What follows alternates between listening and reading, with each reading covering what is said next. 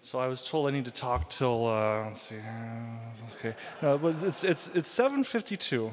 They wanted me to talk at least till 8:20 because Alpha's using the basement, so we can't just charge down there. So, Tom, I'm sorry, I have to take my time. Okay, cool. So you guys just went over some interesting numbers. I wrote, no joke, 3 or 4 completely different homilies for today, and then I printed out 2 of them. I had 2 of them up here, and I was like, well, I think I'll use this one. Sometimes you just don't know what to say. I usually have 10 million ideas, don't know which one to use. But in any case, that's beside the point. You guys went over some numbers, and one of the words I think you probably used is nun, the nuns. Did you go over the nuns? Did you use the word nuns? You didn't say the word, though. Okay, so it's almost good you didn't say the word because now I can use it and abuse it. So I once heard a homily one time. This priest stepped up and he's like, "Did you know we have more nuns than ever before?" I'm like, "What?" "Yeah, we have more nuns than ever before." And of course, people are thinking, I was taught by the nuns. I don't see any nowadays. He said, not N-U-N-S, N-O-N-E-S, nuns. Those are the people who, when you fill out a survey and it asks what religion you are, none.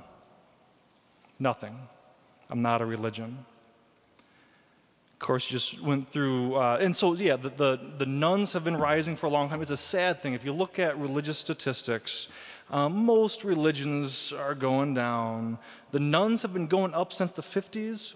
In the last 10, 15 years, they've doubled. They've actually shot up.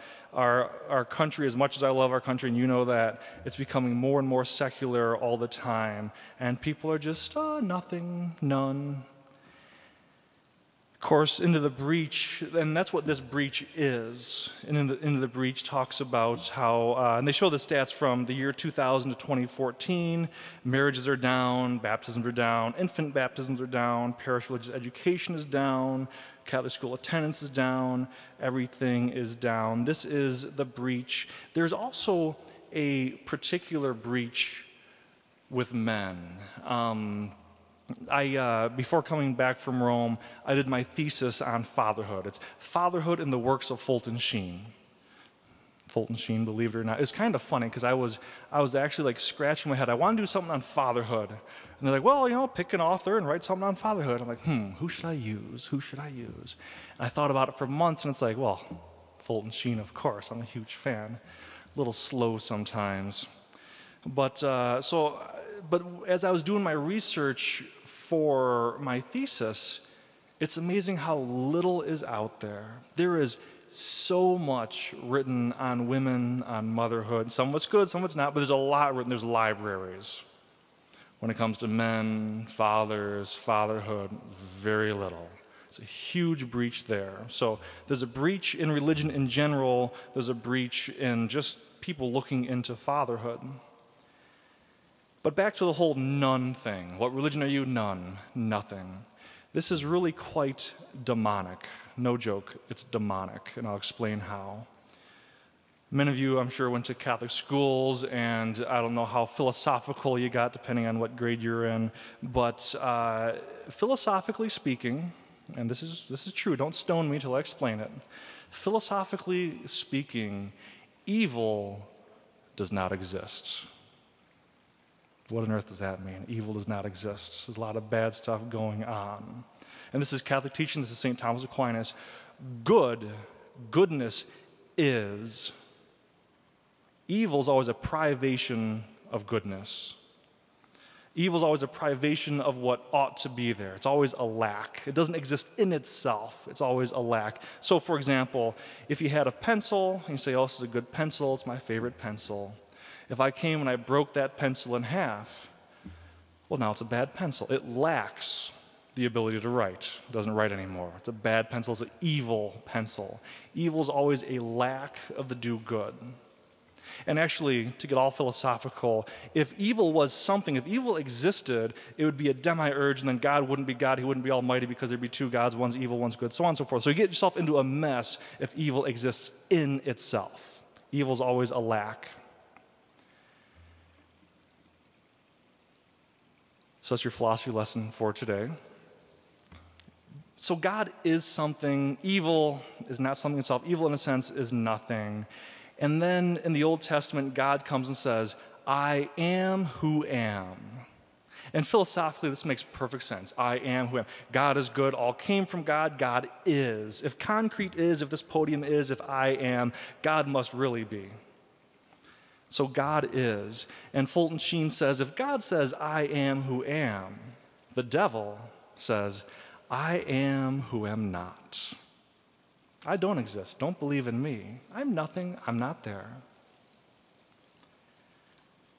Today we have more nones than ever before. What's your religious affiliation? Oh, none, nothing.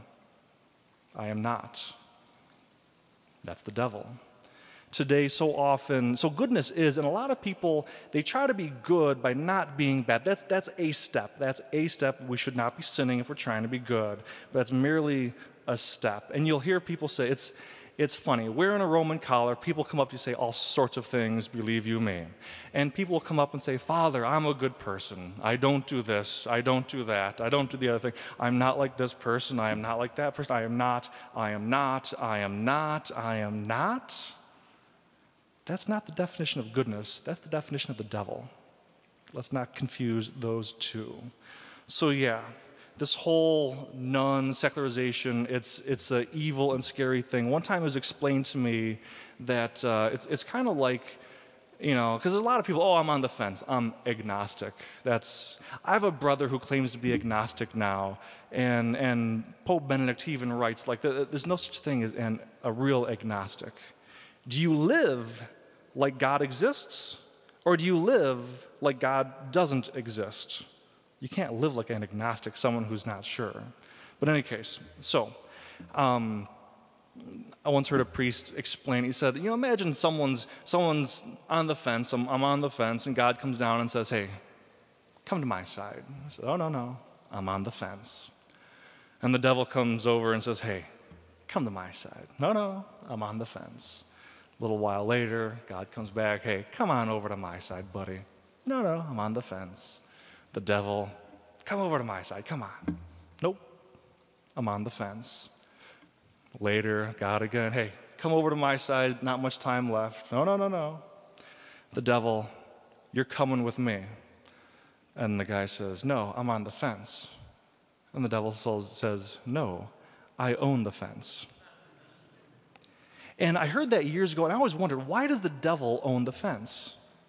Actually, that makes all the sense in the world. Like, it's the devil who blocks out God. God does not block out us. God does not condemn us. We can condemn ourselves. We can put a fence up. We can push God away. He never pushes us away. His arms are always wide open. Okay, so that's part one.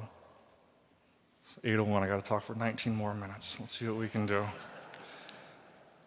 So that's the philosophy lesson, and the nuns. It's mediocrity. It'll drag you right down to hell. Mediocrity is good at that.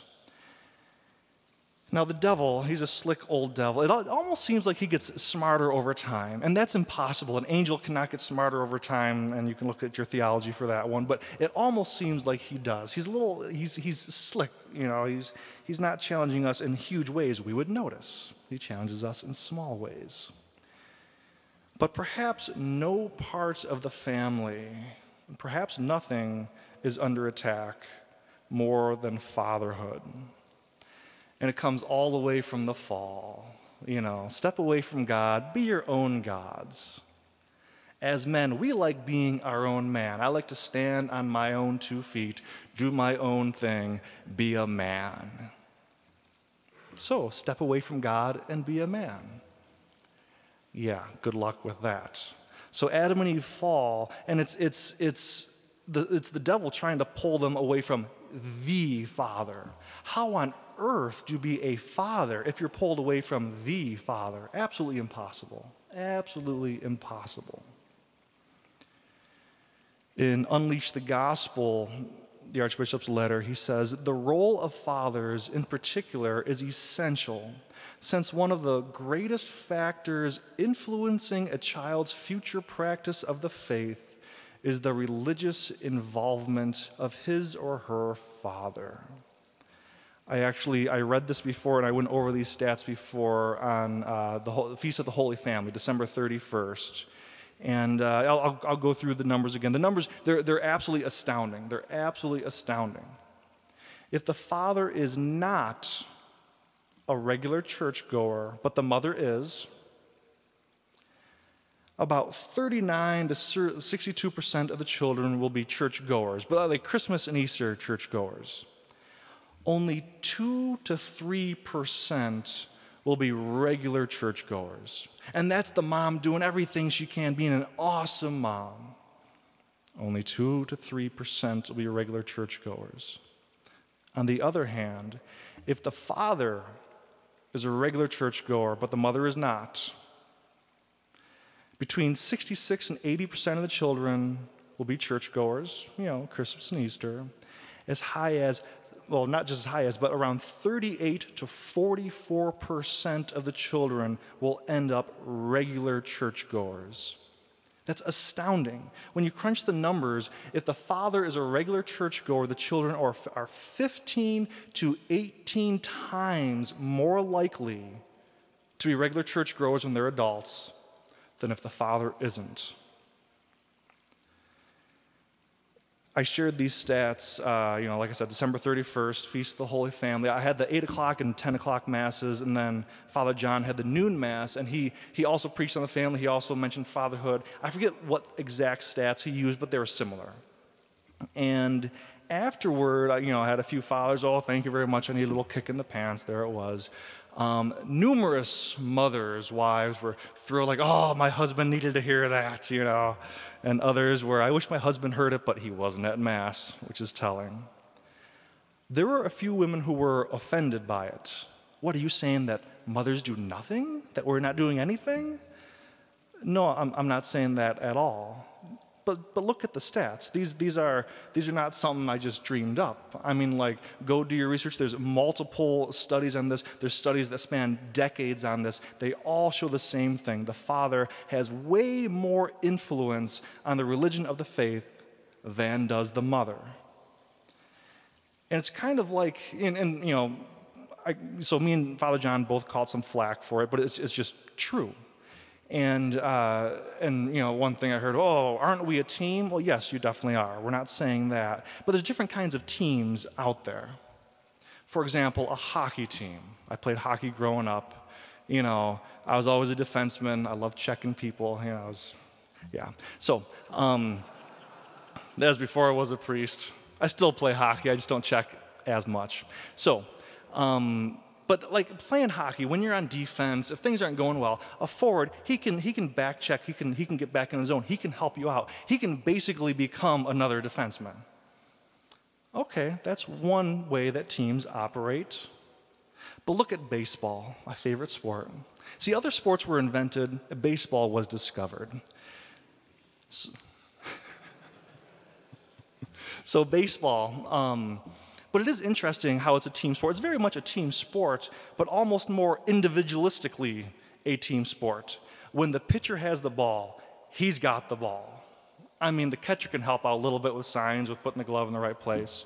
As soon as he releases the ball, it's up to the catcher. Hey, you're the only one who can catch this. When the ball gets hit to right field, okay, it's the right fielder. The center fielder can tell him, okay, backward, forward, come in a little bit. The first baseman can tell, watch out for the wall. So he can get some help, but it's basically all on him. There's many parts of family, many parts of marriage that are like hockey. Okay, you can swing back, help me out, do my job for me. When it comes to religion, when it comes to passing on the faith to the children, it's more like baseball. The stats just consistently show that the father has way more influence. And the mother can help out. The mother can help out, but the father has way more influence. So if you want your kids to be practicing, and I know some of you have older kids and they're out of the house and whatnot, you don't have the same influence, or, it's different when you're older. But man, be a good Catholic yourself. You have to be a good Catholic yourself. I wish we had, so like when I do baptisms, when you listen to the words of baptism that the father, that the mother, that the godparents are all responding to, saying, yes, we do, I will, yep, we'll help this kid grow up. We'll help him follow the ways of the Lord, take him to Mass every Sunday, teach him the 10 Commandments, keep him away from the evil one. That's more than a full-time job. That's a vocation and a half, Okay, in any case, I'll try to stay off of soapboxes, but I still got 12 minutes to fill. Where was I? Okay, yeah, so it's I understand how those numbers can be offensive and can make people feel like, oh, okay, well, we don't do as much. And no, it's not that you don't do as much. It's the influence is different. It's just true. And if it's true, whatever is true is true, and the truth will set you free. So let's not be scared and offended by the truth. Let's grasp it. Let's let it set us free. Knowing these facts, it was interesting because, like I said, some people, some women had a tough time with this. But, they're like, okay, well, I'll have to pray more for my husband. I'll have to do more prayer and penance and sacrifices for him. Awesome. That's what should inspire. More prayer, penances, sacrifices, whatever, on the wife for the husband. As far as the husband, as far as the father is concerned. Honestly, fathers, with fear and trembling, they should enter into that awesome responsibility of leading their children in the faith with everything they got, giving them everything they got. What parent would not want their child to go to heaven? Well, we all want our children to go to heaven. I don't have any children, but, if I did, I'd want them to go to heaven. So you got to do everything you can. So speaking of everything, it brings me to my last point. And I've talked about this before, but it's amazing how people will try to give, I'll give some money to the church, I'll do this, I'll do that. Okay, that's great. But God doesn't want these parts of you. He wants you. Completely. Everything you got.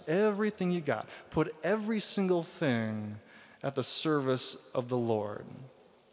And as we heard today in the gospel talks about, again, they got to feed a bunch of people, and they got one loaf of bread, and Jesus says, well, what about when I fed 4,000 people with 7 loaves? What about when I fed 5,000 people with 4 loaves? God always asks something of us, and then God uses it. And God can work miracles. It is a little funny, a little bit ridiculous. Jesus asks his disciples, how many loaves do you have? If I was his apostle, if I was his disciple, I would say, none. We don't have any. Really? You don't have any? Well, we don't have enough to feed the crowd. That's not what I asked. What do you have? Oh, we have 7 loaves. Okay. And he works miracles with it. So too, when you give God everything you got, you might step back and look and say, ooh, I ain't got that much. But God says, that's okay. I'll work miracles with it. I'll feed the 4,000, feed the 10,000. I'll feed whomever. Just give me everything you got. Do I have time for a story? Let's see, it's 8:11. Okay, I got time for a story. So I shared this at Mass, I don't know, Saturday or something like that, so some of you have heard it before. But Archbishop Michael Burns, he was actually Bishop of Detroit not so long ago, his uncle was a missionary, his great uncle was a missionary in Africa back like the 1920s, 1930s, back in the day. And they were trying to evangelize this tribe, this tribe in Africa, and the Muslims had already been through, and they couldn't evangelize them. And the Muslims have evangelized a lot of people. The Muslims couldn't even evangelize this tribe. They left. So now here's these missionary priests, these missionary fathers trying to convert them, and it ain't working. So then they have a drought, and the leaders of the tribe, they know, like, okay, like these guys up here. So they go up to the missionaries and they say, hey, are you guys gods? No, we're not gods. Oh, do you know the gods? Well, we pray to God. Well, we're having a drought. People are starving. People are dying. Can you make it rain? We can't make it rain, but we can pray for rain. Okay, pray for rain. And it's very much like, what do you got? Well, I'm not God. I don't know how well I know the gods. I know I can't make it rain. I'll get on my knees and pray. Our children are starving of a drought. Do something. I'll get on my knees and pray. It just seems pointless.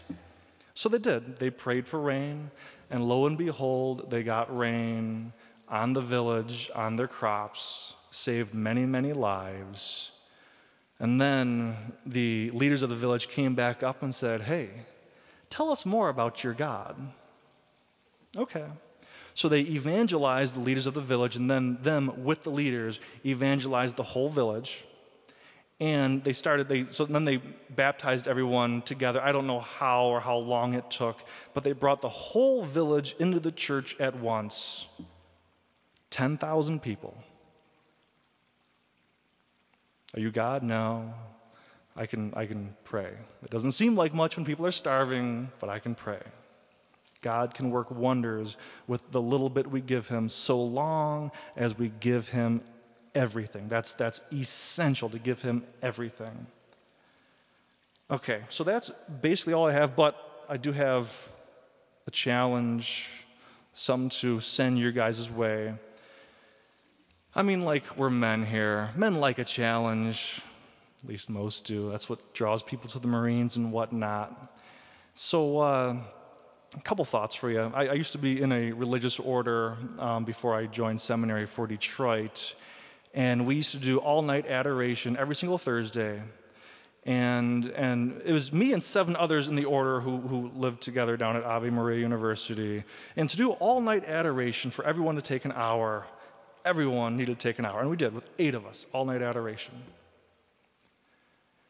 Me and the other priests were talking. We haven't made a decision on this, but we're thinking about doing, just, me and the other 2 priests, a community holy hour once a week at 2 in the morning at our house, just the 3 of us. I was wondering if maybe I could inspire you and challenge you to do something similar. Maybe as men's prayer breakfast, maybe table by table. Could it be every table take 1 hour throughout the week, perhaps? And I don't know how this would work logistically, but perhaps I could come. We could expose the Blessed Sacrament. We could do all-night adoration once a week. There's only like 8, 9, 10 hours in the night, depending how you do it. And there's like 21 tables. So 3 tables per hour, whatever it would work out to be. But I send that your way. Is there something a little bit radical, something hard, something that demands some sacrifice, but something you guys can do together, and something prayerful? Sitting in front of the Blessed Sacrament will change your life. I know many of you do holy hours. Awesome, don't stop. But it'll change your life. We have an awesome God. And so much, even the homily about being truthful to God, that comes by sitting in front of him. When you are sitting in front of God himself, it's harder to lie, So I send that your way. I ask the leaders of men's prayer breakfast, I ask the table leaders to talk about that, see what you guys can do. If you're going to do something in the adoration chapel, you don't even have to call me, just do your thing. If we're going to do something here, we'll have to work that out logistically. I'd be happy to help. That's about all I got. God bless you. My prayers. Oh, I almost forgot. Thank you for the Amazon gift cards you gave me for Christmas. $100 of Amazon gift cards. Thank you very much. I've put it to good use. Well, I've put it to use. Thank you very much. God bless you. Know my prayers. Please continue to pray for us.